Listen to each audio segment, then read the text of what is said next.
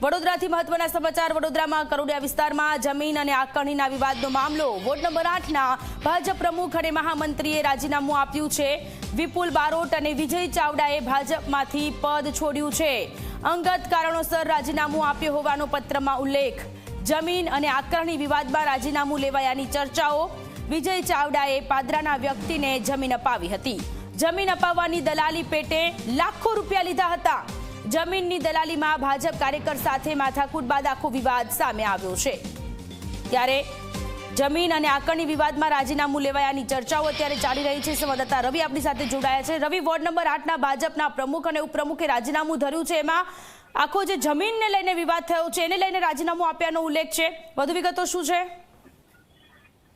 બિલકુલ સોનલ, વાત કરવામાં આવે તો વડોદરા ભારતીય જનતા પાર્ટીમાં જે ભાજપના પ્રમુખ છે જયપ્રકાશ સોની, તેમને ખૂબ જ કડક કાર્યવાહી કરી છે વોર્ડ 8ના પ્રમુખ અને મહામંત્રી સામે। કારણ કે જે રીતના વોર્ડ 8ના પ્રમુખ વિપુલ બારોટ અને મહામંત્રી વિજય ચાવડાનું રાજીનામું લઈ લેવામાં આવ્યું છે।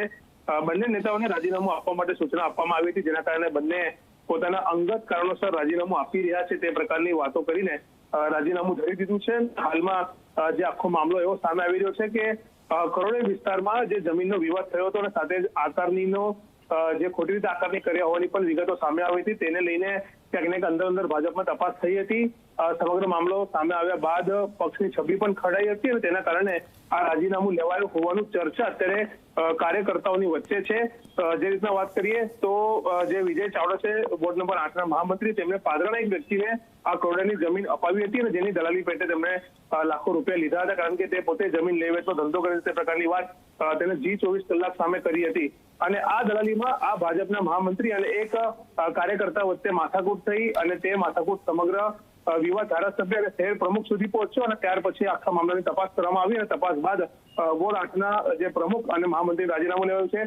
પ્રમુખનું રાજીનામું એટલા માટે લેવામાં આવ્યું છે કારણ કે તે જે મહામંત્રી છે વિજય ચાવડા સતત તેમનો બચાવ કરતા હતા, સાથે જ તેમને પોતાના ફેસબુક પર કેટલીક વિવાદાસ્પદ પોસ્ટ પણ કરી હતી। આ તમામ બાબતોને ધ્યાનમાં લઈને શહેર ભાજપ પ્રમુખે આ બંનેનું રાજીનામું લઈ લીધું છે અને હાલમાં એક મેસેજ આપી દીધો છે કે કોઈ પણ પાર્ટીની શિસ્ત તોડશે અથવા કોઈ વિવાદમાં સપડાશે તો તેની સામે આ જ પ્રકારની કડક કાર્યવાહી કરવામાં આવશે। જી રવિ, આભાર તમામ વિગતો માટે।